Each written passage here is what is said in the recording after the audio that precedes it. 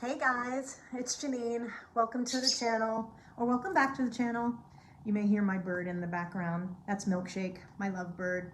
Sorry about that. Super sweet though. So today I wanted to address my mental health journey. Um, I I guess I have to put that disclaimer out there. I'm not a professional. I am just a human being who suffers just like everybody else. And I have my story that I feel like if I tell and if I get it out there, that maybe someone else will understand that it's okay to not be okay, and we can all just gather around and get through it together.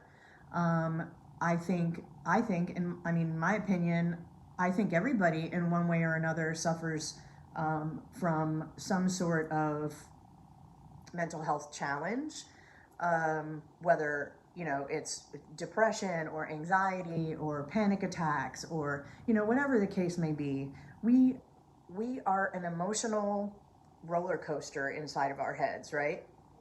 So, um, again, I'm not a doctor. I'm not here to diagnose anybody or counsel anybody. I just wanted to share what I've been through and what I'm doing about it and what's working for me.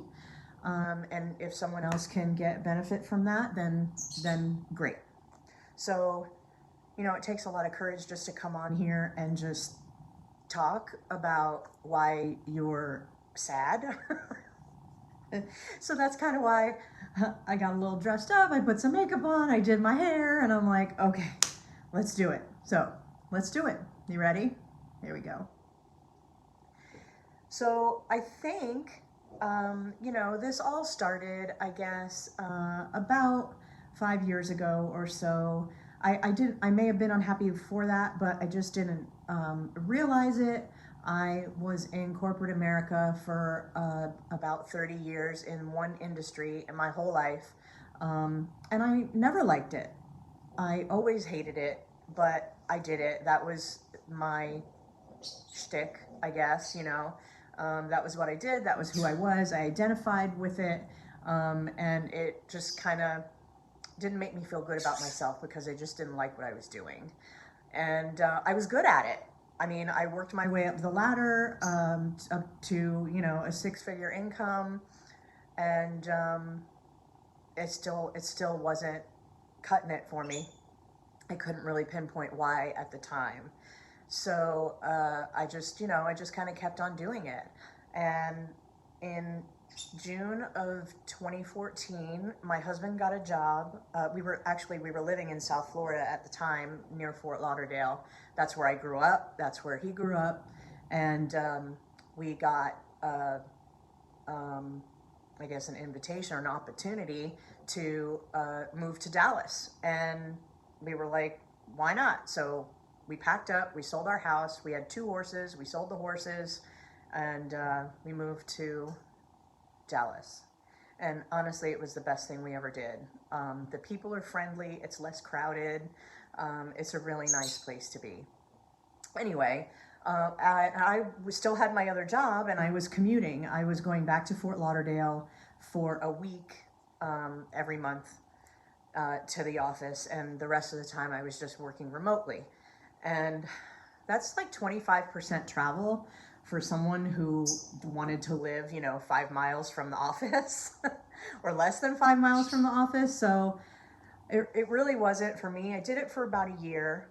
My husband had made a statement. He said, the job isn't worth it if you're not happy. So I took that literally and I quit. I quit my job. It took me about 6 months to kind of try to figure out what I wanted to do with my life. It was like I was, an important executive, and then all of a sudden I was nothing. So that was kind of tough. But after about 6 months, I went to school to become a massage therapist. I was an equine massage therapist, having had horses in the past, and I thought that that would be like the next most logical thing to do, would be to work on people. And I did enjoy it. I had a lot of struggles with my self-esteem, I guess, my self-worth. It made me realize that I wasn't confident in my ability to help other people, even though the feedback that I was getting was amazing. I mean, I was changing people's lives, and I had no self-confidence. So I didn't believe in myself. And, but, you know, I kept doing it. I was working out of my house. So, you know, it was only like people that I knew, and referrals and things like that. So, and then COVID hit, and I wasn't able to do massages anymore. And I went down the rabbit hole after that. I closed up my business. I stopped doing massage. I stopped pretty much doing everything. And I kind of went downhill from there. And then I guess, you know, just this last year, 2021, with the struggles that I've had with losing my mom, kind of really put things in perspective. But before I get to that, we did, you know, we signed this contract in the beginning of 2021 to buy the house. We have a new construction home that I'm talking all about, so I'm surprised if you haven't heard it already. But we're building a house. It's a long, painstakingly slow process, and it's been going on since January 2021. So we signed the contract January 2021. We decided to sell our house that we were living in July, because we had a pool, and you know, we wanted to sell our house during the peak times when we could get the most for it, which, you know, if you have a pool, is the summertime. So we sold our house in July, thinking that we were going to be in our new house by somewhere between August and October. So I figured, well, I'll take out a short-term lease. We'll, you know, hang out in this little apartment. We'll go downtown. It'll be so much fun. And here we are still. We're still in this little apartment. Everything is in storage. All my winter clothes are in storage. The house is not done. The house is only like halfway done. While I was closing on my house, I had to do it remotely because I was back in Florida taking care of my mom, who was suffering from liver disease. So she ended up passing away the day after we closed on the house.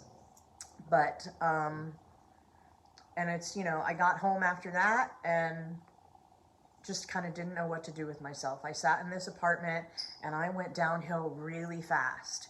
And the symptoms that I was having was, you know, lack of interest with anything. I mean, I was just barely doing the minimum it took to get myself through the day. And I mean, I wasn't, you know, doing the normal things that I would do every day. I wasn't going shopping. I wasn't walking the dogs. I wasn't getting dressed. I wasn't brushing my teeth. I wasn't showering. I mean, it was down to that. And I sat in this chair day in and day out, 15 hours a day. I wasn't talk to anybody. I shut out my family. I didn't want to have anything to do with anybody. I didn't want anybody asking me questions. I just wanted to you know, be in my own little world and let nobody bother me. I wasn't excited about the house being built. I wasn't, you know, I wasn't happy about anything. And there's good things that are happening in my life, you know, and I just couldn't realize it. And I didn't understand why. So being, you know, the YouTube fan, I guess you could say, I started going on YouTube and I started watching videos on cognitive behavioral therapy and mental health. And, you know, I watched a lot of stories of people just you know, regular people just like us, going through these challenges with how they're feeling day in and day out and how they're dealing with their lives and everything that's going on in their lives. So it kind of at first made me feel like I'm not alone. I did seek out professional therapy, and I ended up signing up with a company called Cerebral. Um, this video is not sponsored, but I will leave their information in the description box. They do, you know, totally online therapy. They do video chats. They have like, you know, regular, you know, typing chats and things like that. You can opt for therapy or you can opt for a medication route. I'm doing both, and they take your insurance. If you have insurance, they'll file your insurance for you.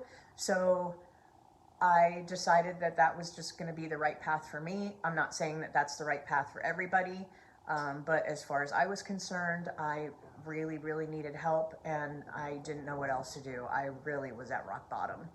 So I started the therapy. I was still watching videos on YouTube about how to deal with the way I was feeling and how to recognize how I was feeling. And it started to work. I mean, I started to not feel so alone. I started to re-engage with the world, you know, with my family, with my sisters, who I had completely shut out. I even told my one sister that I didn't want to talk anymore. And she's like, "What? Are you unfriending me?" It was horrible. It was horrible how I was treating, you know, the people that were closest to me. So I did get on the bandwagon with some medication, and it took a couple months for that to, you know, to get the right dosage and make the right adjustments so that I just started feeling better. And I gotta say, honestly, for the first time in, I don't know, 10 years, I actually felt like happy. Like I wanted to, to, you know, engage with the world, and I wanted to be part of my life again. And it's hard when you know, you feel like your life is just taken from you and there's nothing you can do to get it back. And that's the way it feels. So there are other people out there that are struggling. Everybody struggles in their own way. There's no two journeys that are the same. So I just would like to get the message out there that if there's something that you're struggling with mentally, emotionally, acknowledge it. It's not, you know, a crime to feel that way. And a lot of people feel that way. I mean, you just don't know what other people are going through. So acknowledge it, accept it, come to terms with the fact that there may be something going on that you need to address.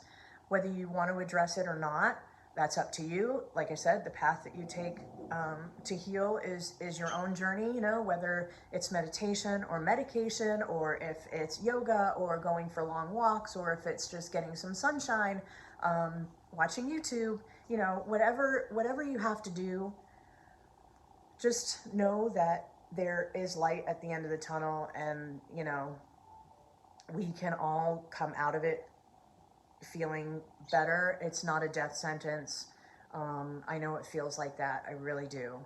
I didn't see any way out, but I thought, you know, I'll give it a try. And if it didn't work, then no harm, no foul, you know, it didn't work. But I kept up with it. I was determined not to give up on myself. And I think that's the most important thing you can take away, is just to know that your value isn't, you know, trivial, that you matter and your feelings matter, and your being human and taking your place in this world matters. So don't give up. Keep on trying. Keep on watching videos. Keep on seeking out new treatments. I don't know. I mean, I was diagnosed with severe depression and mild anxiety. And I know that there's other people out there that have it a lot worse than I do, and I couldn't even imagine. but I just want you to know that there's hope. So that's really the message. That's all I wanted to come on here and say. I kind of feel better now. And I hope you will too. Reach out to somebody, reach out to anybody, reach out to me. I will be happy to talk to you and help you and, you know, be there for you. I don't know if I can really help, but, you know, do whatever, you know, anybody would be willing to help someone else if they reached out and they needed it. So that's really the first step. Acknowledge it and then reach out. And I hope you guys are well. I'm doing well, and I will talk to you soon. Have a great day, guys.